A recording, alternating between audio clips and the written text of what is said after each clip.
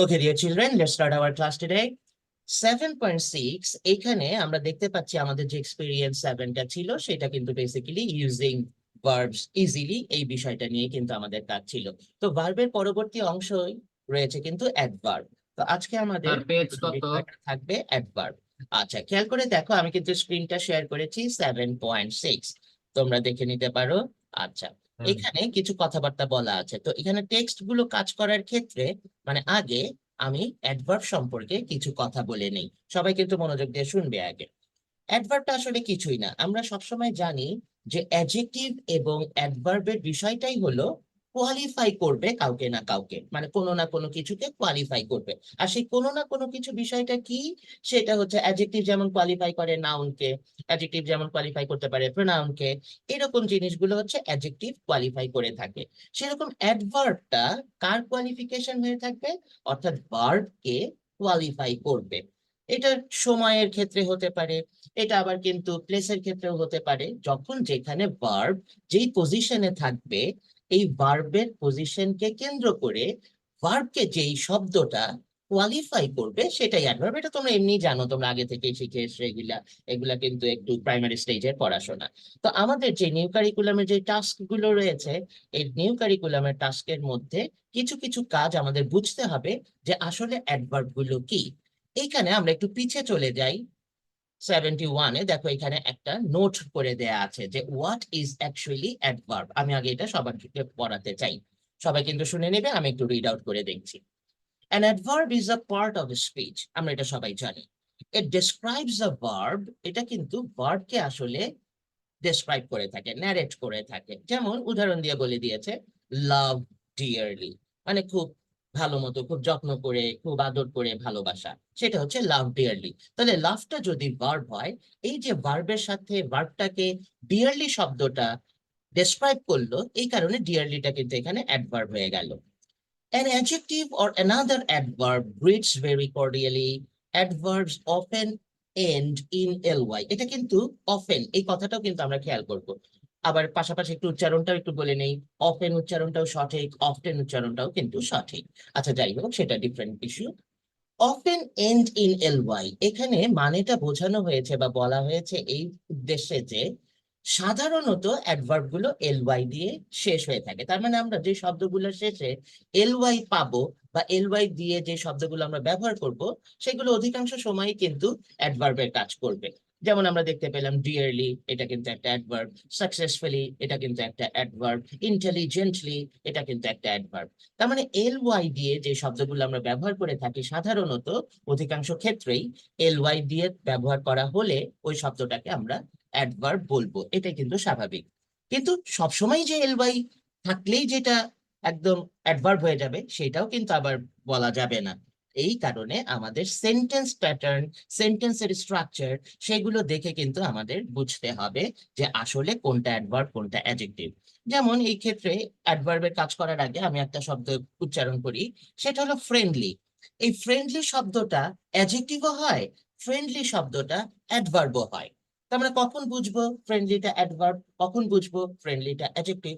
যখন দেখবো যে ভার্বকে কোয়ালিফাই করছে বা ভার্বকে ডেসক্রাইব করছে, তখন সেটা অ্যাডজেক্টিভ হয়ে যাবে। আবার যখন দেখবো নাউনকে ডেসক্রাইব করছে, তাহলে সেটা অ্যাডজেক্টিভ হয়ে যাবে। এই হচ্ছে কিন্তু পার্থক্য। এইভাবে আমাদের সেন্টেন্স পড়ে কিন্তু বুঝতে হবে। ওকে, তারপর এখানে বাংলায় কিছু কথা লেখা আছে যে অ্যাডভার্ব বা ক্রিয়া বিশেষণ পার্ট অফ স্পিচ বা পদের একটি অংশ, এটি ক্রিয়াকে ব্যাখ্যা বা বর্ণনা করে, অর্থাৎ ইংলিশের নোটটা বাংলায় লিখে দেয়া আছে। কিছু কিছু অ্যাডভার্বস দেখতে শব্দটির অ্যাডজেক্টিভ ফর্মের মতো হুবহু হয়, যেমন ওয়ার্ক হার্ড। এখানে যেটা একটু আগে বললাম ওই ফ্রেন্ডলি কথাটার মতো। খেয়াল করবে কিন্তু যে কিছু কিছু অ্যাডভার্ব আছে যেগুলো মনে হয় যে আসলে অ্যাডজেক্টিভ, বাট কাজটা করেছে কিন্তু অ্যাডভার্ব হিসেবে। যেমন দেখো, ওয়ার্কের পরে হার্ড আছে, হার্ডলি বলিনি, কারণ হার্ডলি মিনিংটা কিন্তু আলাদা। হার্ডলি মানে কদাচিৎ, সেলডম, একটুখানি, কিঞ্চিত, লিটল। এই জন্য হার্ডলি কিন্তু শব্দটা টোটালি ভিন্ন, ওটা কিন্তু অ্যাডভার্ব না।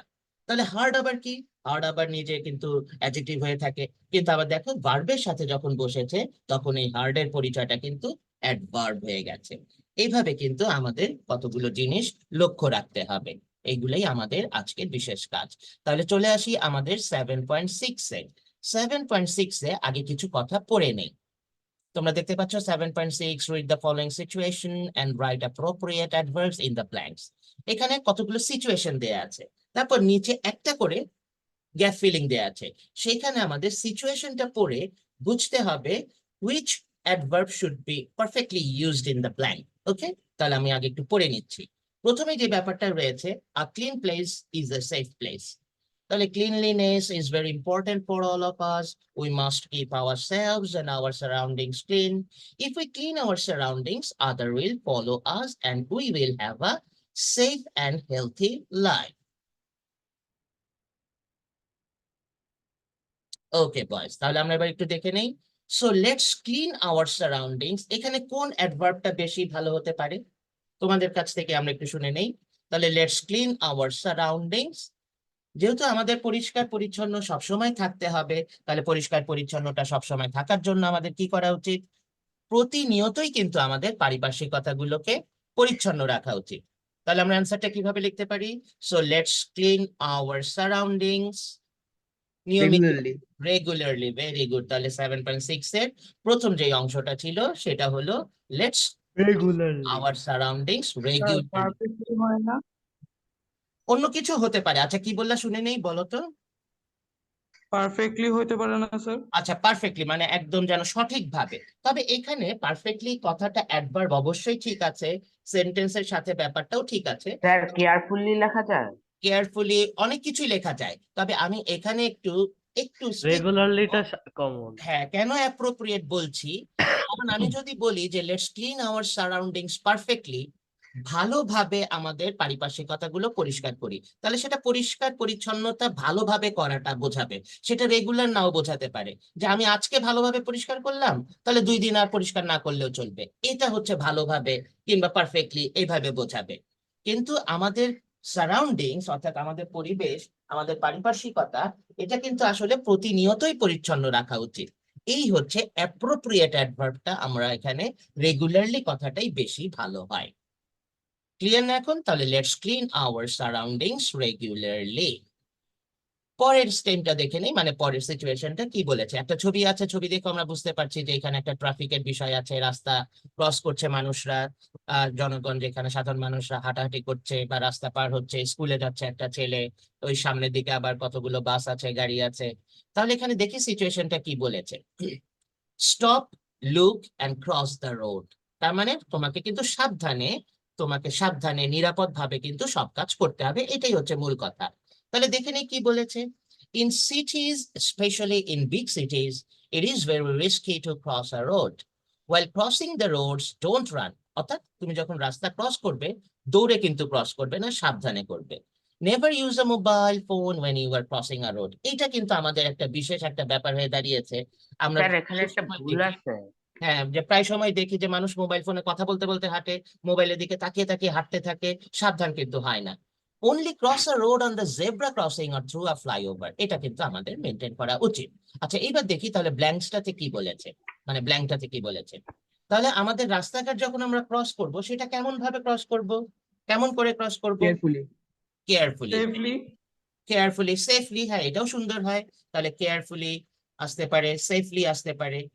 Very good, nice nice, fantastic, nice answer. তাহলে let's cross a road safely, অথবা let's cross a road carefully, অথবা আমরা একটু ভালোভাবে মনোযোগ দিয়ে যে অ্যাটেনশন যেন রাখি, তাহলে অ্যাটেন্টিভলি কথাটাও আমরা বলতে পারি। ওকে, পরের অংশটা আবার আমরা একটু দেখে নেই। Save our best friends. এখানে আমরা দেখেই বুঝতে পারছি, ছবিটা দেখে, ইমেজটাও খুব সুন্দর, গাছগাছালির কথা বলেছে, মানে পরিবেশ বান্ধব গাছ। ওই ইত্যাদি ভাষা ইত্যাদিতে বলে না যে সবাইকে পরিবেশ বান্ধব গাছ উপহার দেওয়া হলো, ওরকম আর কি। তার মানে সেভ আওয়ার বেস্ট ফ্রেন্ডস কিন্তু বলতে বেস্ট ফ্রেন্ডস কে কিন্তু বোঝাচ্ছে আমাদের পরিবেশ, অর্থাৎ আমাদের গাছগাছালি, এই সবুজকে। তাহলে আগে আমরা একটু সিচুয়েশনটা পড়ে নেই বা টেক্সটটা পড়ে নেই যে কি আছে। Trees are useful for us in many ways. Also, trees are homes for several birds. কেননা এই গাছগাছালিগুলো কিন্তু আমাদের যেই পরিবেশের আরো একটা সুন্দর জিনিস রয়েছে, নিদর্শন রয়েছে, পাখি। এই পাখিদের কিন্তু বসত ভিটা কিন্তু গাছগাছালিতেই হয়ে থাকে সাধারণত, এবং এনিমেলসদেরও। They provide shelter to them. আর এই গাছগাছালি, বনবনানি, এগুলো কিন্তু পশু পাখিদের শেল্টার দিয়ে থাকে। In other words trees fulfil. এখানে তোমাদের একটু কনফিউশন লাগতে পারে যে ফুলফিল বানানটা কি ঠিক আছে কিনা। হ্যাঁ, 100% ঠিক আছে। FULFILL অথবা FULFIL দুটো বানানই কিন্তু সঠিক।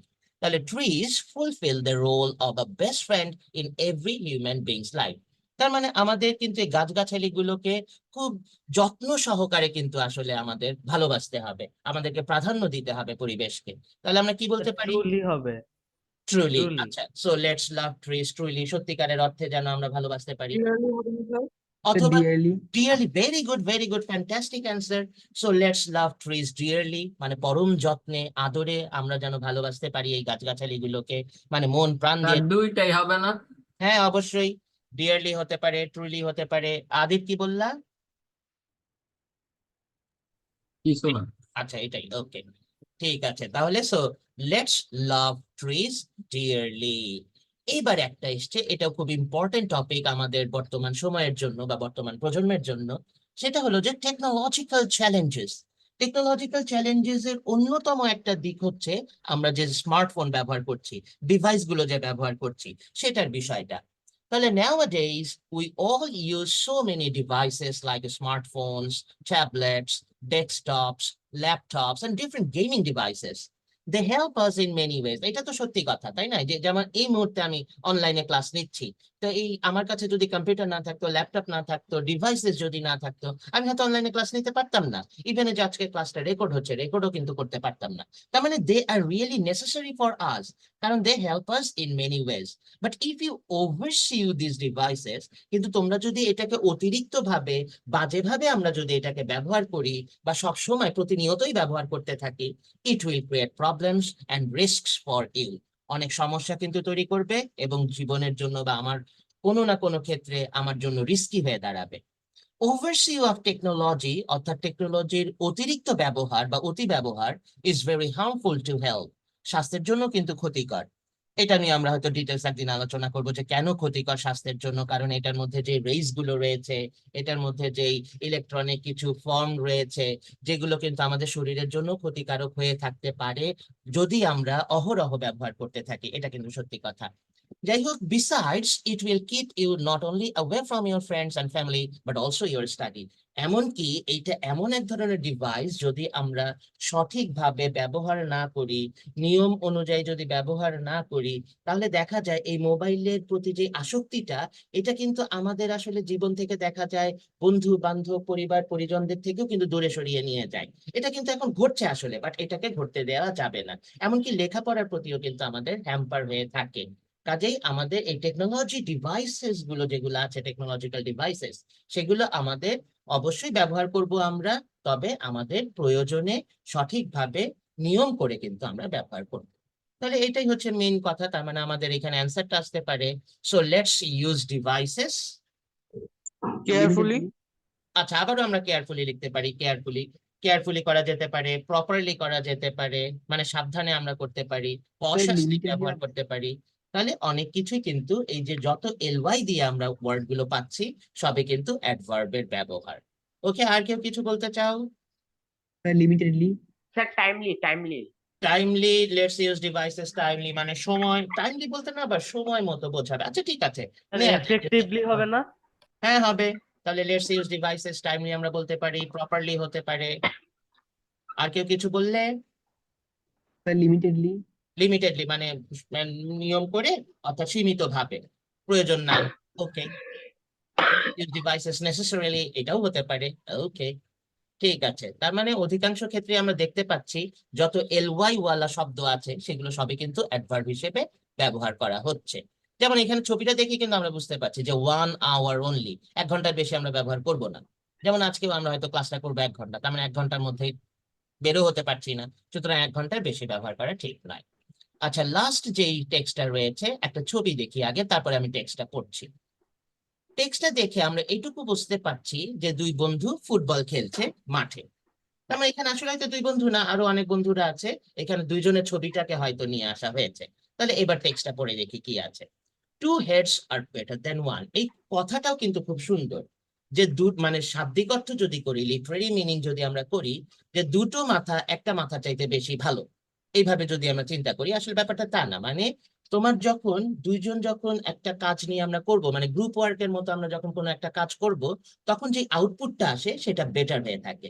তাহলে আগে দেখে নেই টেক্সটে কি বলেছে। You can't do alone some of the best things in your life.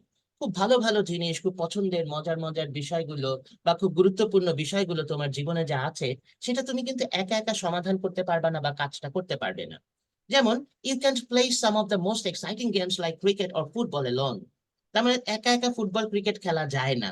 বা তুমি বল নিয়ে খেলতেছো, মাঠে চলে গেছো, সেটা কিন্তু একা একা খেলা যাবে না। তুমি ক্রিকেট ব্যাট হাতে নিয়েছো, বলটা হাতে নিয়েছো, তুমি কিন্তু একলা একলা খেলতে পারবে না, তোমার পার্টনার লাগবে। আর ওয়ার্কিং, ইচ আদার হবে। দেখে নেই আগে, working in a team helps make friendships. তাহলে ওয়ার্কিং ইন আ টিম, একটা দলগত দলের মধ্যে টিম হয়ে যদি আমরা কাজ করি, তখন দেখা যায় ইচ সেখানে আদার হবে। বন্ধুত্ব গড়ে ওঠে। In a team we can learn and support each other. এবং আমরা যখন টিম ওয়ার্ক করব, তখন দেখা যায় একে অন্যের কাছ থেকে শিখতেও পারি এবং একে অন্যকে সহযোগিতাও কিন্তু করতে পারি, রাইট? আচ্ছা, এইবার তাহলে আমরা অ্যান্সারটা দেখি যে সাপোর্টটা তাহলে কিভাবে করা উচিত। wholeheartedly, Oh my God, very good. MashaAllah. Krishnendu is nice. Fantastic. He did the answer nicely. হ্যাঁ, এই প্রশ্নটা খুব দেখো সুন্দর দেন। একটা কথা বলেছে। হোল হার্টেডলি কথাটা আমরা লিখে নেই। আমি একটু স্পেলিংটা বলে দেই। WHOLEHEARTEDLY, হোল হার্টেডলি মানে হচ্ছে সর্বান্তকরণে, মানে সার্বিকভাবে, সবাই মিলে। হ্যাঁ, সিনসিয়ারলি হয় না?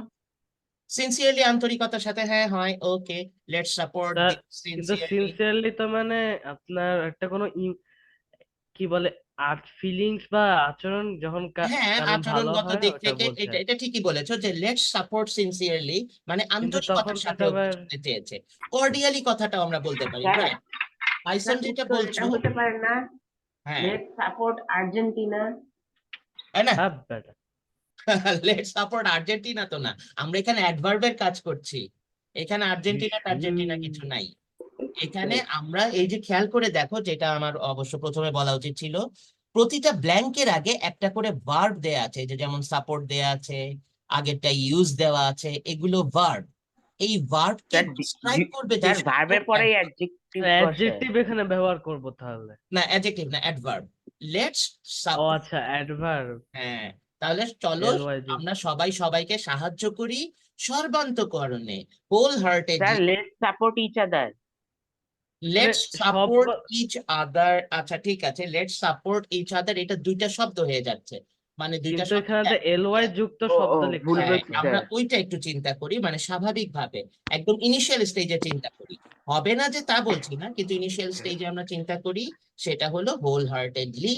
অথবা যে আরেকজন যেটা বললো, যে আমরা যেন একটু আন্তরিকতার সাথে সবাইকে সাপোর্ট করার চেষ্টা করি, তাহলে let's support cordially, let's support sincerely, let's support wholeheartedly. তাহলে হোল হার্টেডলি কথাটাই আমরা নিচ্ছি। হোল হার্টেডলি শব্দটাও সুন্দর, মিনিংটাও অ্যাপ্রোপ্রিয়েট। ক্লিয়ার? আচ্ছা, এবার কিন্তু আমরা নিউ টাস্কে আসবো, 8.1-এ হিরোজ অফ বেঙ্গল। কিন্তু হিরোজ অফ বেঙ্গলের আগে আমাদের কিছু টাস্ক আছে। 8.1টা, এই 8.1টাতে একটা ছবি নিয়ে কথা হচ্ছে। তো এই ছবি নিয়ে কথা হওয়ার পেছনেও একটা উদ্দেশ্য রয়েছে, কারণ এখানে আমরা কোনটা কনজাংশনস, কোনটা প্রেপোজিশনস, এই বিষয়গুলো নিয়ে আমাদের আলোচনা করব আমরা এই এক্সপেরিয়েন্স 8-এ। তাহলে এক্সপেরিয়েন্স 8.1-এর আগে আমরা কতগুলো শব্দ সাথে একটু পরিচিত হয়ে নেই। এখানে দেখো বেশ কতগুলো শব্দ আছে। প্রথমটা আছে placement, monitor, unmindful, watch, station, console, deadly, task, accordingly, martyr, lemonade. এই কথাগুলো এখানে নিউ ভোকাবুলারি দেওয়ার উদ্দেশ্য হলো, এই শব্দগুলো আমরা হয়তো অনেকেই অনেকটার মিনিং জানি, আবার অনেক কিছুর মিনিং হয়তো নাও জানতে পারি। তো এইগুলোর মিনিং জেনে তারপর আমাদের টেক্সটের কাজগুলো কিন্তু করতে হবে। ওকে, আচ্ছা ঠিক আছে।